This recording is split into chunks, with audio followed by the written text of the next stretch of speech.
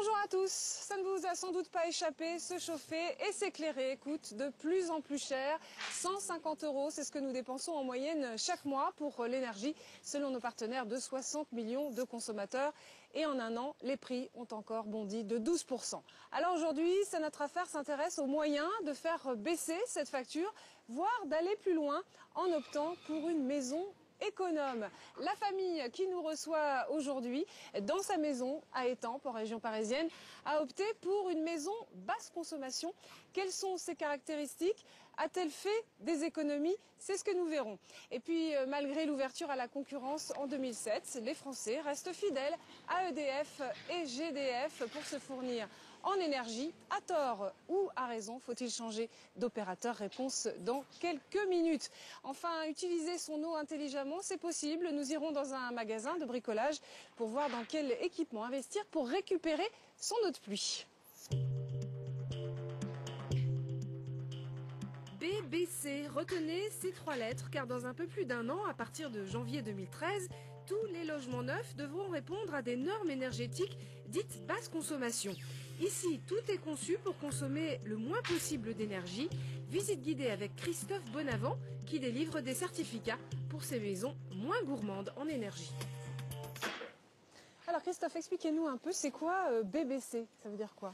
Alors BBC signifie bâtiment basse consommation et donc on fait référence en fait au fameux chiffre de 50 kWh que devra respecter tout bâtiment qui aura un permis de construire après le 1er janvier 2013. Aujourd'hui, on est sous le coup de la réglementation thermique 2005 et donc on est plutôt sur une consommation moyenne de l'ordre de 150 à 180 kWh. Ah oui, donc on divise par 3. Oui, en effet. La consommation des maisons. Complètement. 50 kWh, c'est la consommation totale de la maison, chauffage, électricité? Alors en fait, quand on parle de 50 kWh, ça comprend 5 usages. Ça comprend bien sûr le chauffage, le refroidissement, l'eau chaude sanitaire, l'éclairage et en fait tout ce qu'on appelle auxiliaire, par exemple la ventilation. Est-ce que construire ce type de maison, ça induit pas un surcoût quand même? Une maison qui respecte la réglementation thermique actuelle, on va dire que le surinvestissement est de l'ordre de 12 à 18%. Après, ça va dépendre un peu de la surface du bâtiment. Ça veut dire qu'à partir de 2013, construire un logement neuf, ça va coûter plus cher qu'aujourd'hui?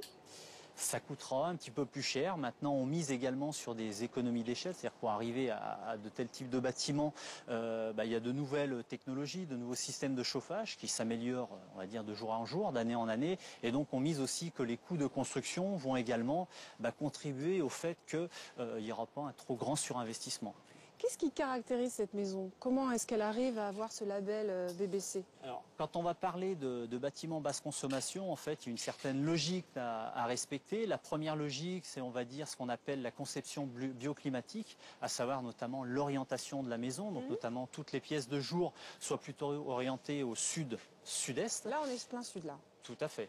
Et donc une certaine compacité également du bâtiment, donc ce qu'on peut voir au niveau de la maison. Donc ça c'est le rectangulaire, c'est un fait. Ça c'est le premier élément. Le deuxième élément que l'on va travailler, c'est la performance du bâti, la qualité du bâti en termes d'isolation, de perméabilité à l'air, ce qui est extrêmement important dans le bâtiment à basse consommation.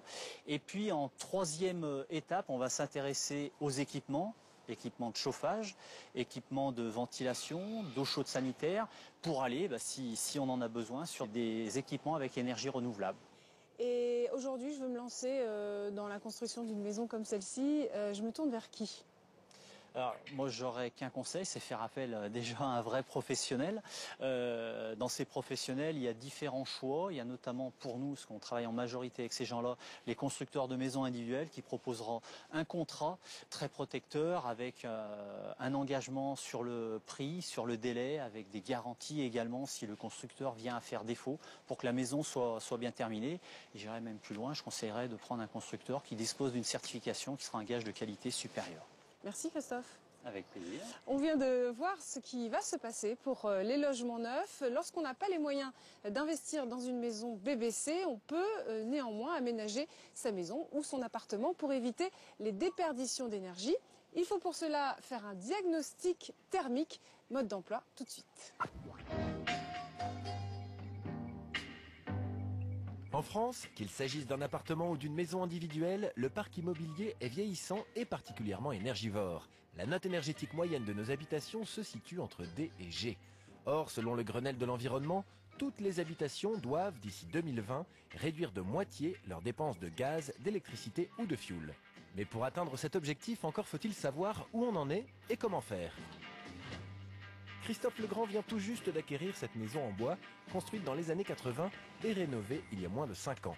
Il souhaite maintenant savoir comment améliorer les performances énergétiques de son logement. Étant donné que tous les appareils sont électriques, on situe cette consommation d'électricité à peu près à 120 € mensuels, quoi. À partir du moment où on a une surface qui est à peu près équivalente à 130 mètres carrés. Avec un bon diagnostic, en nous disant voilà les points à isoler, peut-être qu'on peut abaisser sensiblement cette facture d'électricité. Oui. Il a donc décidé de faire appel à des contrôleurs thermiques. On sort notre matériel. Oui. Leur mission, repérer les différents points par lesquels la maison perd de la chaleur. Pour cela, ils vont utiliser de drôles d'engins. C'est une porte soufflante.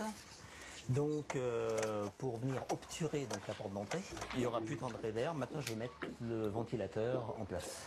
Alors là on va faire donc une dépression au niveau de la maison. Donc une entrée d'air, mettre la maison en pression complète en air pour voir après avec une caméra thermique, voir les fuites éventuelles. Donc là maintenant il y a une étape importante, il faut boucher donc toutes les entrées d'air, c'est-à-dire donc tout ce qui est entrée d'air des baies et aussi la VMC. Pour repérer les fuites, ils vont d'abord utiliser cette caméra thermique.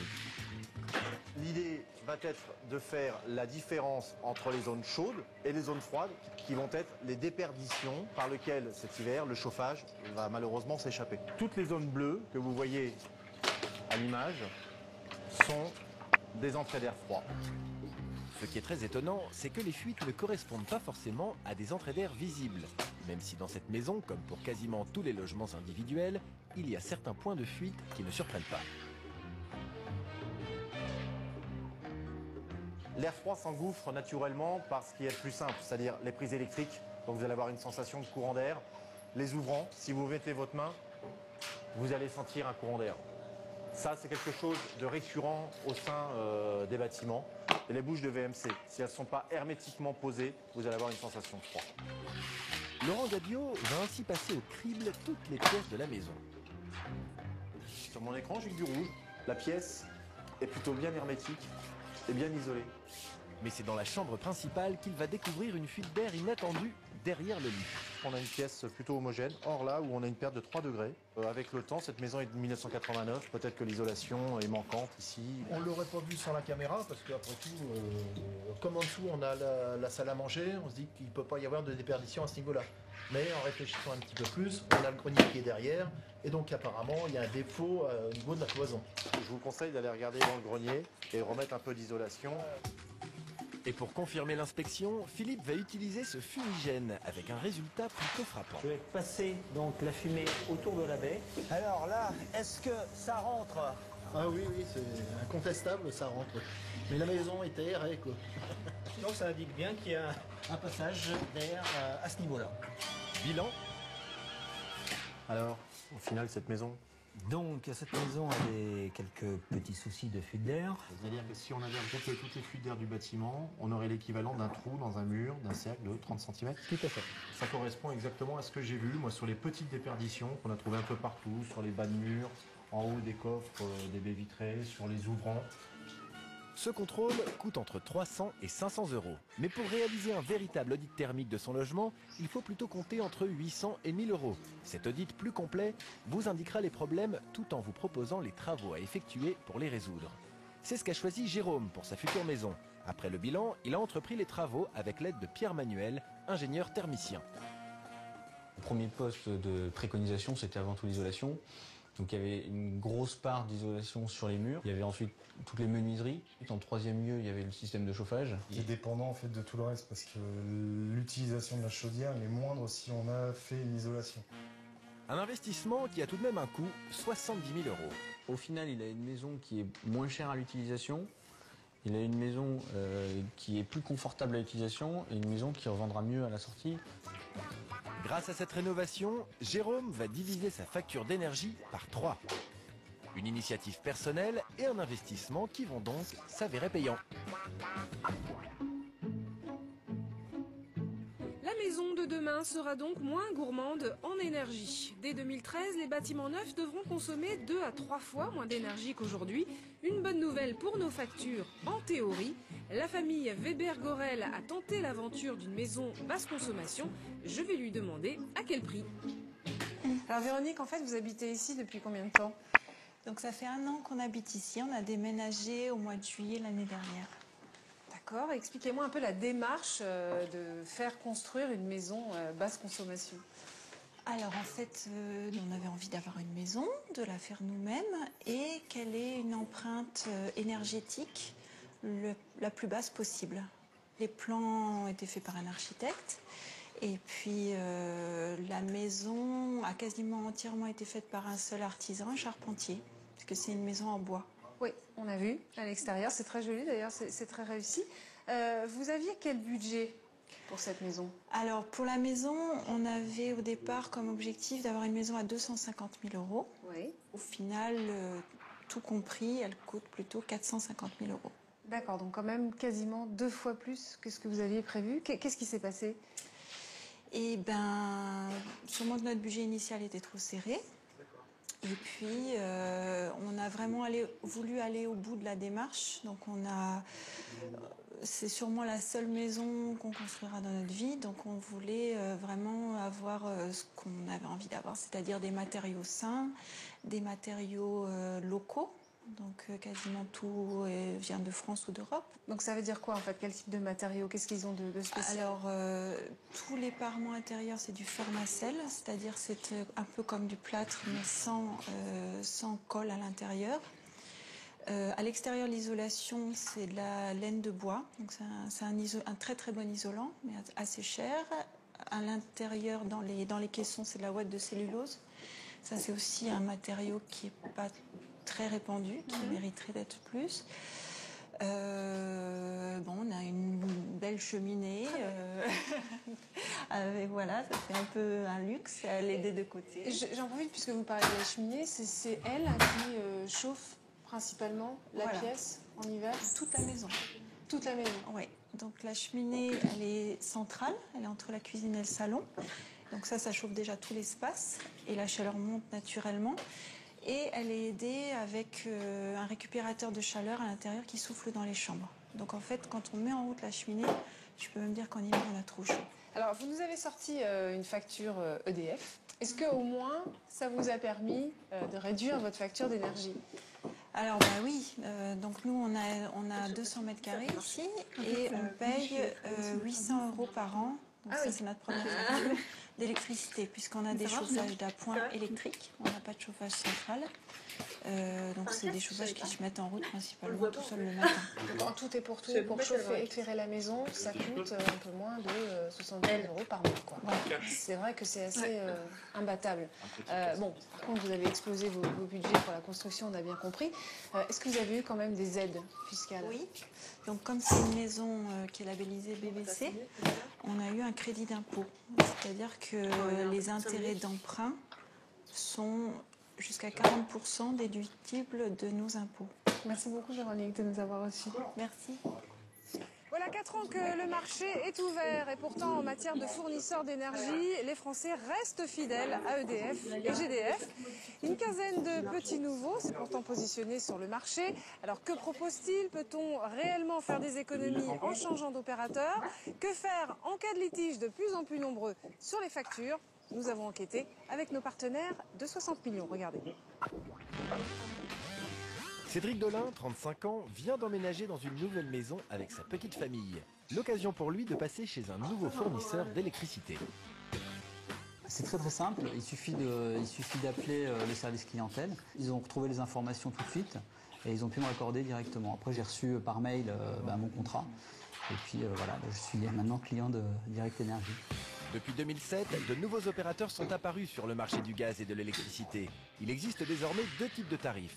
Les tarifs réglementés et encadrés par l'État de EDF et GDF et les tarifs librement proposés par tous les fournisseurs, y compris les opérateurs historiques, qu'on appelle tarifs offre du marché. C'est ce qu'a choisi Cédric et qui lui a permis de faire quelques économies. D'ores et déjà, ce que je sais, c'est que je vais payer moins cher. J'aurais pu payer 5% en moins, je vais payer 2% parce que j'ai choisi justement d'avoir une offre avec des énergies renouvelables et ça me paraissait important. Bonne nouvelle, depuis juillet 2011, les allers-retours entre tarifs réglementés et prix de marché sont totalement libres, sans aucune contrainte ni pénalité, ce qui n'était pas le cas avant. Alors, faut-il changer de fournisseur? Lequel est le plus compétitif? Pour Benjamin Douriez, de 60 millions de consommateurs, les différences de prix ne sont pas mirobolantes. C'est vrai qu'il y a un certain nombre de fournisseurs alternatifs qui font miroiter des économies, moins 5, moins 10%, mais quand on regarde dans le détail, l'économie ne s'applique qu'au prix du kilowattheure, qui n'est qu'une partie de la facture. Donc il reste la partie abonnement de la facture, qui est une autre partie sur laquelle il n'y a pas d'économie. Donc au final, il y a bien une économie, on paiera bien moins cher, mais l'économie sera un peu moins importante que ce qu'on pouvait espérer si on a lu un peu vite les publicités. Alors, quelques conseils pour bien choisir. Comparer tous les éléments du prix, comparer aussi certains éléments du contrat qui peuvent être importants. Par exemple, si je suis allergique au prélèvement automatique, est-ce que je pourrais payer par un autre mode de paiement sans être surfacturé? Attention aussi aux abonnements appelés énergie verte et qui ne viennent pas forcément de l'énergie renouvelable. En l'absence de label officiel sur les vraies offres d'électricité verte, il y a un peu tout et n'importe quoi. La seule qui est totalement au-dessus de tout soupçon, c'est celle d'Enercop, qui est une petite coopérative, mais qui a l'inconvénient d'être une offre très chère. Si l'on veut payer le moins cher possible, il faut plutôt se tourner vers Direct Énergie et Altergaz. En électricité, sur une facture annuelle de 1 000 € au tarif réglementé, si on prend le fournisseur le moins cher, qui est Direct Énergie, on va économiser de l'ordre de 38 €. En gaz, l'économie est un peu plus importante. Le moins cher, qui est Altergaz, peut permettre d'économiser de l'ordre de 70 € sur une facture annuelle.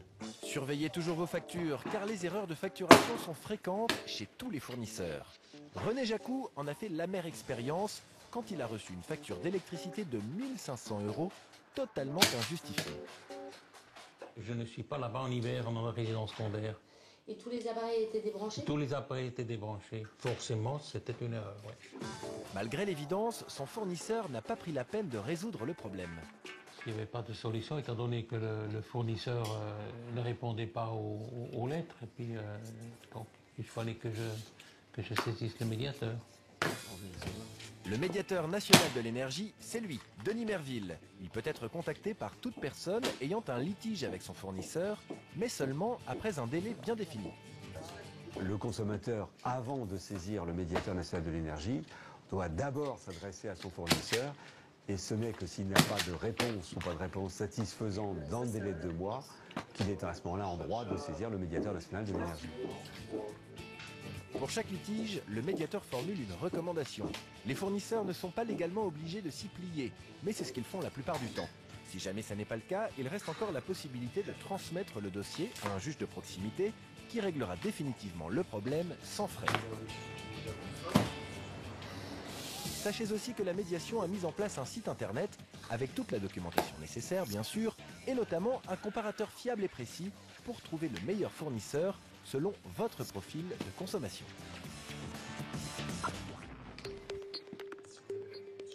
Bien isoler sa maison, éviter les déperditions reste le conseil à suivre pour faire baisser sa facture d'énergie. Et l'eau alors, elle aussi coûte de plus en plus cher.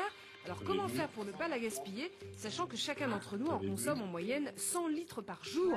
Inventaire des solutions pour économiser l'eau dans un magasin de bricolage. Alors Bertrand, avec vous, on va voir les petites solutions pour économiser l'eau. Je vois que là, on nous promet déjà plus de 50% d'économie avec ces toilettes nouvelle génération. Expliquez-moi comment ça marche. En fait, ici, on a un système tout à fait ingénieux. On a un robinet au-dessus du réservoir du WC qui sert à nettoyer les mains quand on a fini nos besoins. Et cette eau-là va directement dans le réservoir du WC pour évacuer l'eau du toilette. Il faut quand même mettre le prix, parce que si on regarde par rapport à des toilettes normales, c'est quand même 2 fois plus cher. Hein. Tout à fait. Alors, pour la douche aussi, on utilise énormément d'eau. Hein. On utilise à peu près 100 litres par douche, ouais. Et à peu près 150 pour un bain. Oui, donc c'est vraiment énorme. Et donc il y a des petites solutions qui sont proposées dans les magasins de bricolage. Là, ça marche comment? Donc il y a des innovations qui existent. Donc là, ici, on a un petit dispositif qui se branche sur la douchette avec une commande qui permet justement d'arrêter l'eau quand on n'a plus besoin de la douchette. Le petit bitonio, là, ça arrête l'eau en fait. Ça arrête l'eau. Ça arrête l'eau. Ça permet d'éviter de gaspiller de l'eau. Alors vous promettez aussi 50% d'économie. Hein, vous commercialisez des cuves de récupération d'eau, c'est ça? On va voir? Entendu.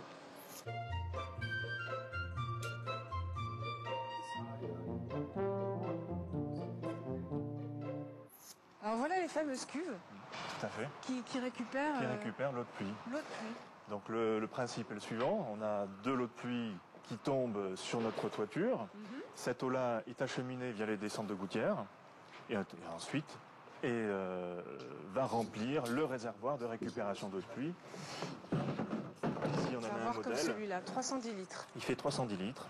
Il est en plastique, en polyéthylène, relativement solide. C'est le premier prix, je crois, 59,90 €. C'est ça, 60 €. On le met où, en fait? On le met contre un mur, à proximité d'une descente de gouttière, de manière à collecter l'eau de pluie qui tombe dans la descente. Et ensuite, ça sert à quoi? Et ensuite, ça sert essentiellement, alors pour ce modèle-là, pour l'arrosage du jardin, l'arrosage des fleurs, le nettoyage des surfaces ou le lavage des voitures, par exemple. Là, il a l'air d'avoir un modèle beaucoup plus sophistiqué. Alors ici, on a une cuve qui est faite pour être enterrée. Ouais. Donc il fait intervenir des volumes plus importants, ça va jusqu'à 10 000 litres pour ce type de cuve-là. Et il est dédié pour les usages de la maison.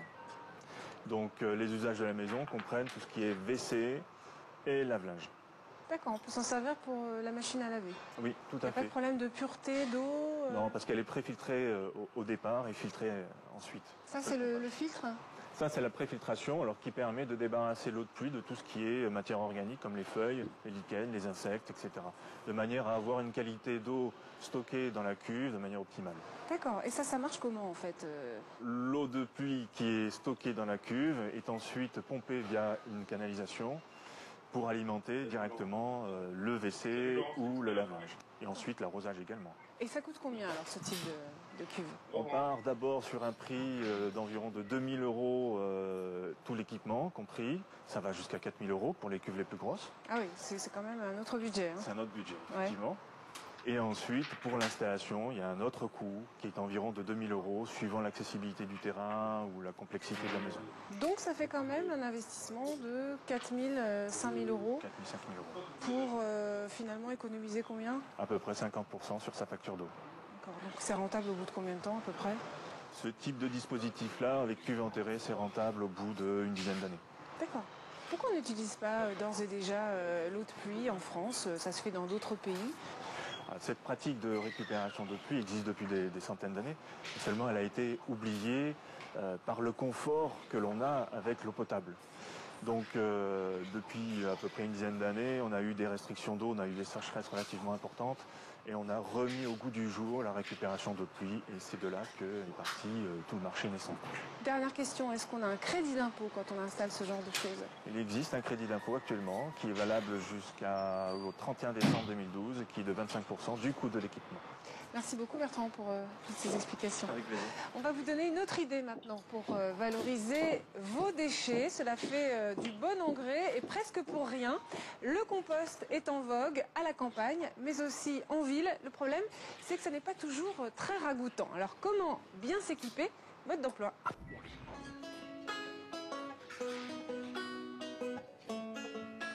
En ville, un habitant produit près de 500 kg par an de déchets, dont 100 kg de déchets organiques, qu'il est possible de recycler sous forme de compost pour leur donner une nouvelle vie. En fait, on a décidé d'avoir un bac à compost parce qu'on se rendait compte qu'on avait quand même pas mal de déchets dans nos poubelles. Donc le bac à compost était la bonne solution pour pouvoir utiliser et recycler, on va dire, nos déchets, en partie des légumes. Et c'est très efficace puisque 30% des déchets sont recyclés de cette façon. Mais comment faut-il faire exactement pour obtenir un bon compost? Eh bien concrètement, il suffit d'un bioseau. Un seau muni d'un couvercle, ça sent moins mauvais, dans lequel on met certains déchets, mais pas tous. Principalement, on alimente le bioseau avec tous ces déchets de légumes. On y ajoute également les œufs, les coquilles d'œufs. Alors il faut de manière générale plutôt les casser pour que ça soit en petits morceaux et que la décomposition se fasse plus rapidement. Ensuite, on peut y ajouter les sachets de thé, le marc de café. Et on le sait moins, mais il faut y ajouter un peu de matière sèche, comme les boîtes à œufs. Le compost individuel, un geste de tri somme toute assez simple quand on a une maison et un peu de terrain. Comptez 70 € pour un bac de 400 litres, un investissement durable qui fournira un engrais naturel et gratuit à votre jardin. Et figurez-vous que le compost est aussi possible en ville et même en appartement. Thierry en est un fervent adepte et comme il n'a ni terrasse ni balcon, il a opté pour un lombricomposteur. Un processus assez simple, mais qui nécessite d'accueillir chez soi de curieux petits habitants. Alors ces épluchures, eh ben, elles vont aller directement dans le lombricomposteur. Plutôt que d'aller à la poubelle, voilà. Et je n'ai plus qu'à bien reposer le matelas et puis fermer le couvercle. Je n'ai rien d'autre à faire. Ensuite, ben, ce sont les vers qui s'en occupent. Car le vrai secret, c'est d'ajouter un bon nombre de vers de terre. Les voilà au travail. Pour démarrer, il faut 500 grammes de verre, ce qui représente à peu près un millier entre les bébés, les moyens, les adultes, mais un millier de verres. Mais ils se reproduisent à l'intérieur. Donc là, à l'heure actuelle, il y en a sûrement plus près d'1 kilo, je dirais que 500 grammes. 1500 vers qui vont décomposer les déchets en un temps record, puisque 1 ou 2 mois suffisent. Mais avoir des aliments en décomposition et des vers grouillants dans sa cuisine, ça sent pas mauvais? Non, je vois pas vraiment d'inconvénient. Sur un modèle comme ça, pas de fuite de verre, pas de problème de circulation d'air, donc pas de problème d'odeur. Ne vous inquiétez pas, les vers fort bien nourris n'iront pas voir ailleurs dans la cuisine. Le prix du compost en appartement, 100 € pour le bac et 20 € pour les vers. Et si on ne veut pas de verre dans sa cuisine, une autre solution existe en ville, simple et organisée. Jean-Jacques est maître composteur. Il est payé par la mairie de Paris pour gérer plusieurs composts en pied d'immeuble. Il gère ainsi 8 bacs avec l'aide des insectes. Alors, on a différents bacs et il y a à chaque fois un bac qui est dédié aux apports. Donc là, en l'occurrence, c'est celui-là, clairement indiqué sur le bac. On ouvre le bac, on va vider son bioseau. Deuxième opération, je vais mettre un petit peu d'air dans le compost. C'est un des facteurs clés de succès, hein. Un compost a besoin d'oxygène. Le compost passe par différentes phases de décomposition et est prêt à l'emploi au bout d'un an.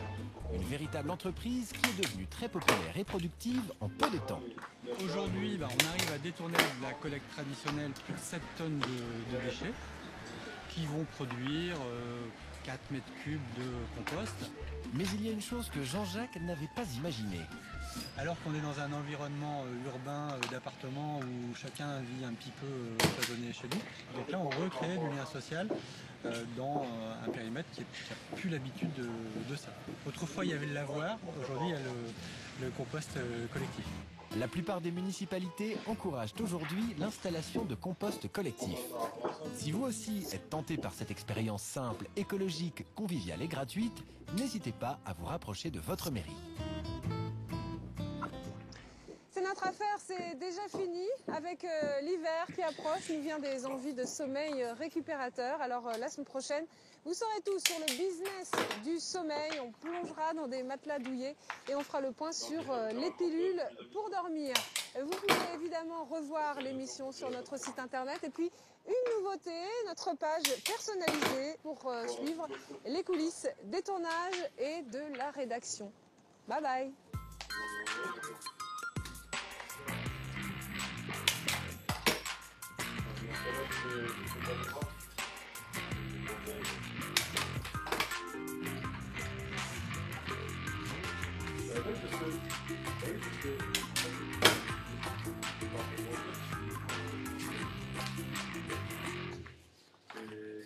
Quand on parle de second